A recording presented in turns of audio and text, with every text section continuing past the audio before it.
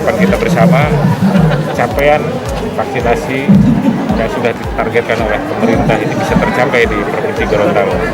Dan ini hanya bisa tercapai jika semua komponen masyarakat mendukung sepenuhnya bahwa vaksinasi ini bentuk pemerintah memproteksi masyarakat.